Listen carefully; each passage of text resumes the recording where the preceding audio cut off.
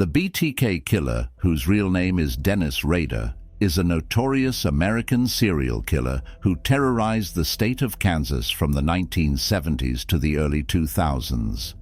BTK stands for Bind, Torture, Kill, a gruesome description of his modus operandi. Dennis Rader was born on March 9, 1945, in Pittsburgh, Kansas. He grew up in a seemingly normal family and displayed no obvious signs of psychopathy during his early years.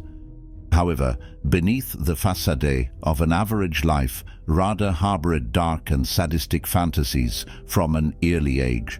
Rader's criminal activities began in the early 1970s when he started stalking and murdering his victims. His first known victims were members of the Otero family in 1974. He bound, tortured, and killed Joseph Otero, his wife Julie, and 2 of their children.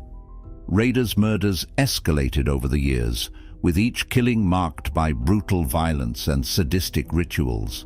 One of the most chilling aspects of the BTK Killer's crimes was his penchant for taunting law enforcement and the media. He sent cryptic letters to local newspapers and television stations, claiming responsibility for the murders and detailing his gruesome acts. In these letters, he reveled in the fear he instilled in the community and referred to himself as the BTK Strangler. Rader continued his killing spree throughout the 1970s, claiming more victims, including young women like Shirley Vian and Nancy Fox. He remained elusive, leaving behind little evidence for investigators to follow. The authorities were baffled, and the community lived in fear of the unknown killer in their midst. In 1985, Rader took an apparent hiatus from his murders, only to resurface in 1988 with the murder of Maureen Hedge. This time, he left behind a letter which contained a disturbing poem about the victim. His return reignited the fear and paranoia that had gripped Wichita, Kansas, for years.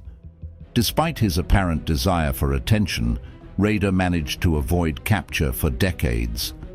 The case went cold, and the BTK Killer remained a notorious but unidentified figure.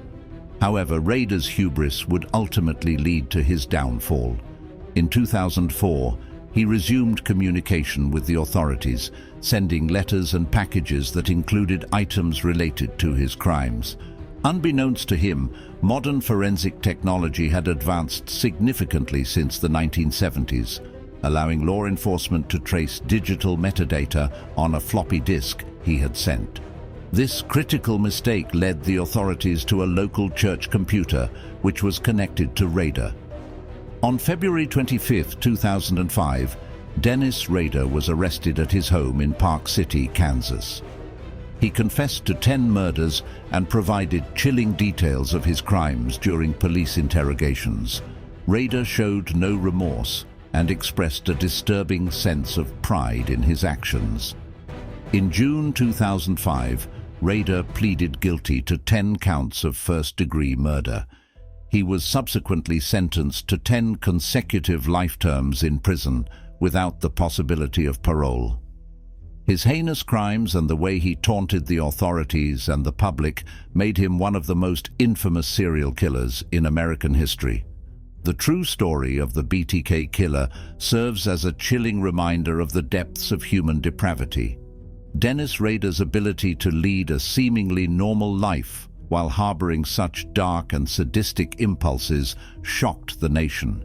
His capture and confession brought closure to the families of his victims, but the scars he left on the community and the collective psyche of the nation continue to linger.